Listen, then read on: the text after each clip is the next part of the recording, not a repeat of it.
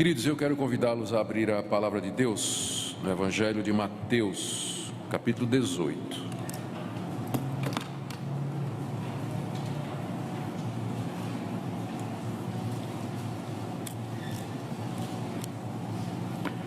Mateus, capítulo 18.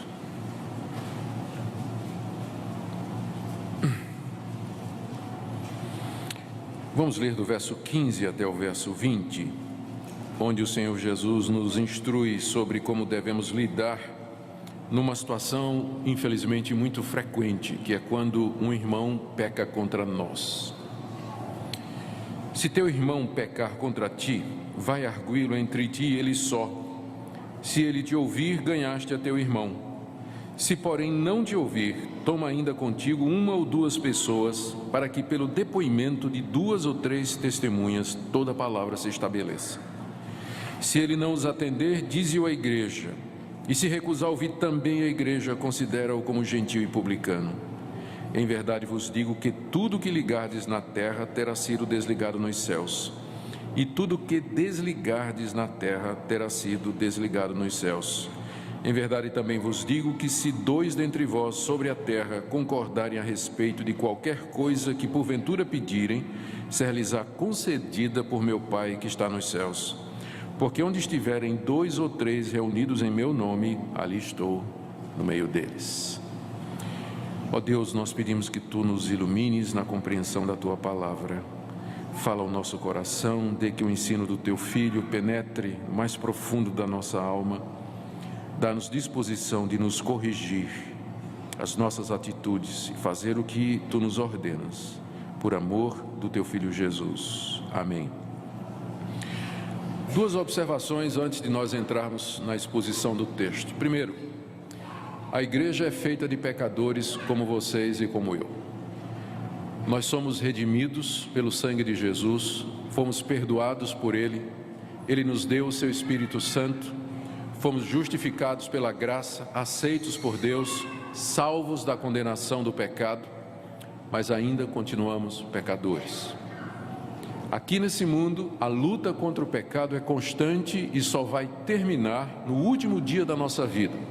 Até nosso último suspiro, nós estaremos lutando contra a nossa natureza pecaminosa, que se manifesta de muitas maneiras, e uma delas é no pecado contra o nosso irmão. A igreja é composta de pecadores que foram salvos pela graça de Deus, mas que são pecadores. Portanto, ocorrências do tipo dessas que o Senhor Jesus menciona aqui, se o teu irmão pecar contra ti, elas vão acontecer, elas irão acontecer diariamente, com frequência, no relacionamento entre casados, entre amigos, pais e filhos, relacionamentos na igreja. Então nós não deveríamos, num certo sentido, nos surpreender, embora sempre deveríamos estranhar o pecado, não deveríamos nos surpreender que com frequência numa comunidade de pecadores, problema de relacionamento, de conflito, vai acontecer, vai, não tem como evitar isso, só na glória é que nós não teremos mais esse tipo de coisa que Jesus está falando aqui, se teu irmão pecar contra ti. Por isso, e agora a segunda observação, o problema não é o pecado, o problema é como nós lidamos com ele. O problema não é o pecado, porque Deus já fez provisão para o pecado, quando mandou seu Filho Jesus Cristo morrer na cruz por nós, e Ele ali levou a nossa culpa, Ele pagou a nossa dívida. O salário do pecado é a morte, e Ele morreu como salário do nosso pecado, Senhor Jesus. Ele recebeu esse salário do nosso pecado. Portanto, pecado não é problema em si. Não estou diminuindo a seriedade do pecado. Pecado é pecado e deve ser levado a sério sempre, mas o problema não é o pecado. O problema é o pecado não tratado. O pecado que não é resolvido. E para nós é um alívio como pecadores sabermos que o nosso Deus nos deu provisão para resolvermos o problema do pecado, no irmão e em nós. Aqui o Senhor Jesus nos dá uma orientação, ele estava ministrando aos seus discípulos e orientando os seus discípulos a como lidar com esse caso que acontece inevitavelmente, em que alguém se sente ofendido por outro, e alguém se sente prejudicado, atacado, ou machucado, ou qualquer outro adjetivo parecido, por um outro irmão na fé. E o próprio fato de que Jesus traz uma passagem até extensa sobre isso, já mostra que ele sabia que esse tipo de situação ia acontecer. E ele sabia que isso ia acontecer. E ele nos orienta como fazer. Eu estou convencido de que é exatamente a falta de obediência ao que Jesus nos diz aqui que traz confusão na igreja.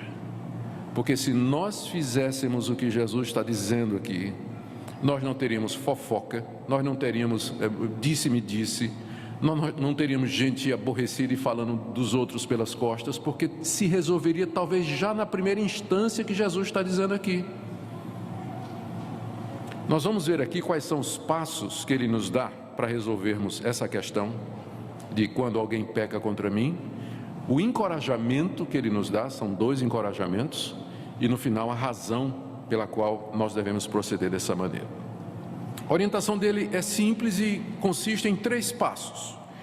O primeiro passo é você procurar a pessoa que lhe ofendeu. Verso 15: se teu irmão pecar contra ti, vai arguí-lo entre ti e ele só.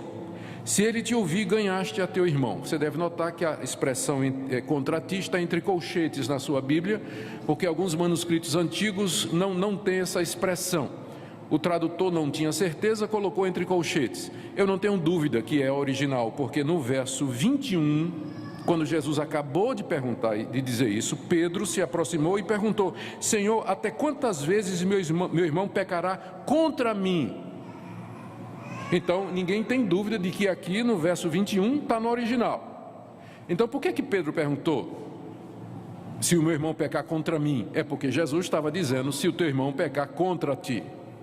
Então, embora esteja entre colchetes aí no verso 15, mas com certeza, eu entendo, está no original. Foi isso que Jesus disse. Se trata de um pecado de natureza pessoal. Alguém se sente ofendido pessoalmente por outro. Se teu irmão pecar contra ti, o que é que eu tenho que fazer?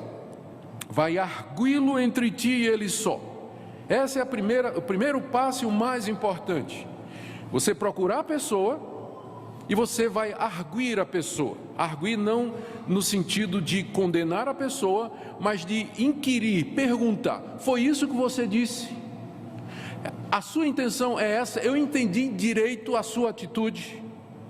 O que você fez significa isso? Por favor, eu quero entender o que você fez, antes de eu tomar uma posição, se eu vou ficar com raiva de você ou não. Nos relacionamentos, existe muita má compreensão. Às vezes a gente diz uma coisa e a pessoa entende outra. Por isso Jesus diz: dá primeiro o benefício da dúvida. Vai primeiro conversar com a pessoa e pergunta: é isso mesmo que você quis dizer? É isso que você falou de mim? A sua atitude significa isso? E Jesus diz: se ele te ouvir, ganhaste teu irmão.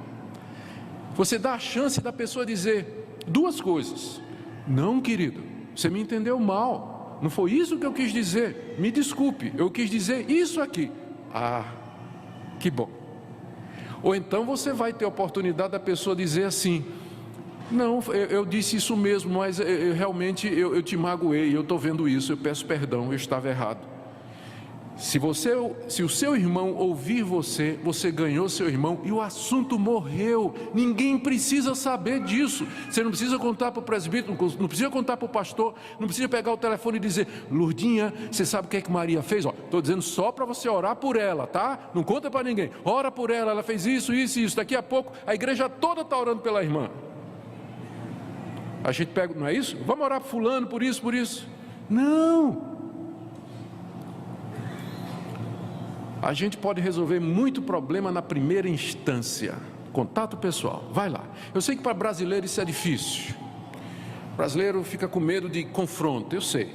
Eu já morei no exterior, sou casado com uma holandesa. Então eu sei que o brasileiro tem essa tendência, ele tem assim, não é, de chegar olho no olho e dizer assim: querido, me diga, querida, me fale, me explique, é isso que você quis dizer, vamos resolver isso aqui entre eu e você.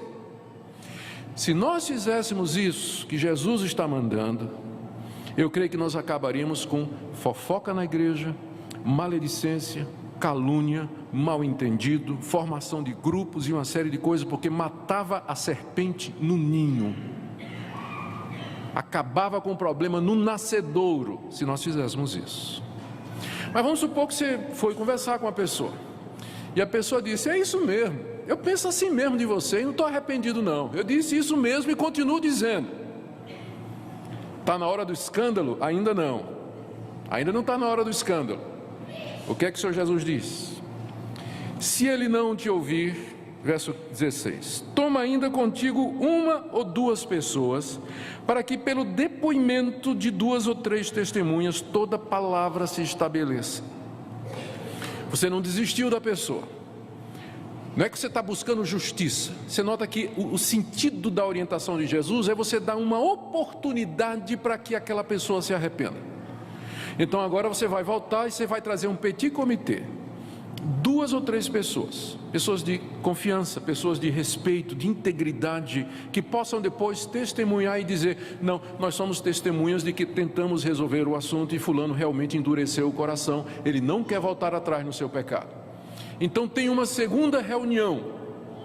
A essa altura, eu imagino que ainda não há o conhecimento oficial do pastor, dos presbíteros. Pode até ser que tenha algum pastor ou presbítero envolvido aqui, mas ainda está contido o assunto, ninguém está sabendo, está preso ali entre aquelas 2, 3 pessoas e os 2 que estão em litígio, está preso o assunto. Segunda vez, meu irmão, eu estou voltando aqui com esses 2 irmãos aqui, esses 3 irmãos aqui que você conhece, que você respeita. Lembra daquele assunto que eu falei a primeira vez, semana passada, e você não concordou comigo? Eu estou voltando porque eu sinto que eu preciso resolver isso. Não está resolvido entre nós isso. Nós precisamos resolver, somos irmãos em Cristo, temos que resolver isso. Se ele te ouvir na segunda chance, porque às vezes acontece isso, na primeira vez a pessoa está com raiva e diz: é isso mesmo, mas numa segunda vez ele diz: você tem razão, eu estou arrependido, por favor me perdoe. Ou então é esclarecido de outra maneira. Você pode ganhar seu irmão numa segunda vez. Vamos supor que ele não te ouviu, que ele endureceu o coração, e as 2 ou 3 testemunhas, elas claramente depõem, dizendo: de fato houve pecado, houve agressão, houve palavra indevida, houve uma atitude que não se justifica, e é preciso realmente uma reparação. Aí nesse caso, sim, verso 17, se ele não os atender, porque vai haver um apelo para que a pessoa se arrependa, se reconcilie, que o assunto seja resolvido. Se ele não atender, dize-o à igreja.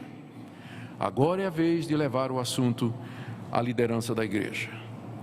É a vez de levar o assunto aos pastores, ao pastor da igreja, para que agora o assunto seja tratado pela 3ª vez, e ele tem uma 3ª oportunidade, porque Jesus diz: se ele recusar ouvir também a igreja, porque nessa 3ª instância, a igreja ainda está tratando com ele, dando oportunidade para que ele se arrependa. Eu fico impressionado com a paciência do Senhor Jesus. Ele dá 3 oportunidades para o pecador resolver, se arrepender, voltar atrás, se reconciliar. E às vezes nós não damos nenhuma. A pessoa pecou contra mim, eu já saio falando com todo mundo, condenando. Não fui falar com a pessoa, já estou dizendo para outros, enquanto que Jesus dá 3 oportunidades. É aquilo que eu falei. O problema não é o pecado. Ele vai existir porque eu sou pecador e vocês são. O problema é como nós tratamos o pecado. E quando o pecado é tratado errado, é como um procedimento cirúrgico equivocado.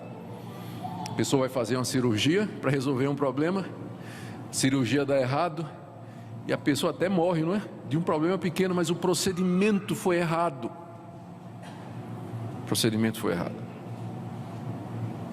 Agora, se ele não quiser ouvir a igreja, só há uma conclusão: essa pessoa que se passa por irmão não é crente, porque foi confrontado particularmente, depois com um grupo de irmãos, depois pela própria igreja, e ele não quer se arrepender. Só resta uma triste conclusão: ele não pertence à igreja de Jesus Cristo. Por isso Jesus diz aqui, no final do verso 17, se ele recusar também a igreja, considera-o como gentio e publicano. Com muita tristeza, a igreja então vai ter que considerá-lo como não cristão. Gentio e publicano era uma expressão que Jesus estava usando para significar aqueles que não faziam parte do povo de Deus na época, não é? E que para nós hoje significaria então a ideia da exclusão. Ele seria declarado como não cristão por um processo regular, natural, que a gente chama de processo disciplinar na igreja. Mas para chegar nesse processo, veja que longo caminho o Senhor Jesus nos oferece, para que seja resolvido, dando a oportunidade para a pessoa se explicar, para a pessoa consertar o erro, para haver reconciliação, porque é isso que nós somos, uma comunidade de pessoas salvas pela graça, tendo que lutar contra o pecado em nosso coração. Por isso nós temos que tratá-lo da forma correta. Caminhando para a conclusão, o Senhor Jesus nos dá 2 encorajamentos aqui. Verso 18: em verdade vos digo que tudo que ligardes na terra terá sido ligado nos céus, e tudo que desligardes na terra terá sido desligado nos céus. O que ele quer dizer é o seguinte: a decisão que vocês tomarem com relação a esta pessoa, seguido todo o trâmite, os 3 passos, se vocês fizerem assim, em oração, a decisão final de excluir aquela pessoa ou de reter aquela pessoa arrependida, terá sido aquilo que Deus queria. O que você ligar, Deus ligou. O que você desligar, Deus desligou. Está se referindo à igreja, ao final desse processo de 3 partes, uma sequência de 3 etapas. Ele nos encoraja dizendo: eu vou ratificar o que vocês fizerem. Se vocês fizerem corretamente, eu vou ratificar o resultado, eu vou estar com vocês. Segundo encorajamento, verso 19: em verdade também vos digo que se 2 dentre vós sobre a terra concordarem a respeito de qualquer coisa que porventura pedirem, ser-lhes-á concedida por meu Pai que está nos céus. Aqui Jesus não está dando um cheque em branco, dizendo assim: eu assino esse cheque, o que vocês pedirem eu vou dar, como infelizmente esse verso é usado em muitas igrejas, chamada oração de concordância. Se 2 irmãos resolverem que eles querem um carro do ano, Deus então está obrigado por esse versículo a dar um carro do ano, porque 2 irmãos concordam com isso. Essa promessa foi feita no contexto da disciplina, no corrigir o pecado. O que ele quer dizer é o seguinte: se aquelas 2 ou 3 pessoas que estiveram lá, viram a situação toda, ou mesmo as demais que estão envolvidas, elas pedem a Deus dizendo: Senhor, sara, cura, abençoa, resolve. Nós temos a promessa de que Deus vai resolver o problema, não importa quão profundo seja. Ele aqui se compromete conosco, que se nesse processo de tratar o pecado, nós fizermos como ele está dizendo, ele vai atender nossa oração, tipo assim: Senhor, sara nosso relacionamento, Senhor, restaura nossa amizade, restaura esse irmão. Ele se compromete na sua palavra, se fizermos o que ele manda. E a razão, ele termina dizendo: por que estas coisas vão acontecer? Verso 20: porque onde estiverem 2 ou 3, notam 2 ou 3 o tempo todo, não é? Onde estiverem 2 ou 3 reunidos em meu nome, ali estou no meio deles. O contexto nos ensina que ele está se referindo a esse processo, a igreja reunida para tratar desse assunto. Onde a igreja está reunida, quebrantada diante de Deus, ou aquele petit comitê, 2 ou 3 reunidos com aqueles 2 irmãos diante de Deus, pedindo a bênção de Deus e a solução de Deus para o problema. A promessa de Jesus é que Ele vai estar ali. E a presença dele é tudo que nós queremos, não é verdade? Porque se Ele é por nós, quem será contra nós? Ele promete estar conosco na resolução dos problemas causados pelo pecado. Eu concluo, queridos, com essa palavra aqui. Volto a dizer: eu tenho certeza que o problema não é o pecado. Nós vamos ter que lidar com o pecado até o último dia da nossa vida. Você vai e eu vou. O problema não é o pecado. O problema é como nós lidamos com ele. E eu queria que você fizesse uma reflexão agora, na sua vida. Como você tem lidado em situações como essa, com pessoas que pecaram contra você? Gente que passou por você e não cumprimentou. Já aconteceu isso, né? É comum, não é? Você passa pela pessoa, a pessoa nem... Esse fulano, né? Que desrespeito, né? Que falta de educação. E aí já vai para o Facebook, né? Aquilo ali, com certeza, né? Tipo assim, como tem gente chata na igreja, né? Vai lá no mural, como tem gente chata na igreja. Mas peraí, você sabe o que aquela pessoa está passando? Né? Às vezes a pessoa está aqui, mas não está. A cabeça dela está nos problemas dela, nas angústias dela.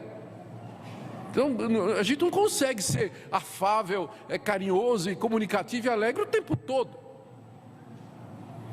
Então, antes de colocar no Face, vá conversar com a pessoa. Como é que você tem lidado com isso?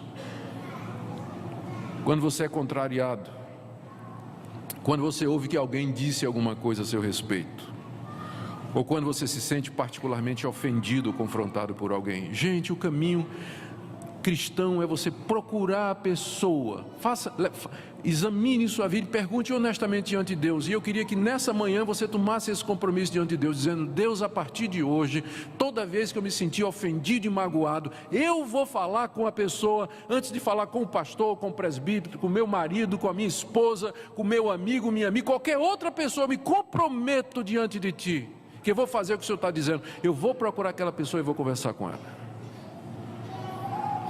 Estão dispostos a fazer isso? Estamos nós? Eu tenho certeza, irmãos, que se a gente obedecer ao Senhor Jesus, Ele vai fazer o que disse aqui: eu vou estar com vocês. Eu estarei com vocês. Amém? Querido Deus, estamos envergonhados diante de Ti, pelas vezes em que nós espalhamos ou falamos de nossos irmãos, ou espalhamos coisas sobre nossos irmãos sem nunca termos ao menos dado o benefício da dúvida, de procurar a pessoa, inquirir se é verdade, se de fato aconteceu, se foi isso que a pessoa quis dizer. Perdoa-nos, ó Deus, e nós pedimos que Tu derrames o Teu espírito de amor, de arrependimento e de quebrantamento no nosso meio, para que nós possamos, como pecadores miseráveis que somos, no meio da miséria do pecado, agir corretamente pelo Teu Espírito. Perdoa-nos, restaura-nos, pois Tu és o nosso Deus. Em nome de Jesus. Amém.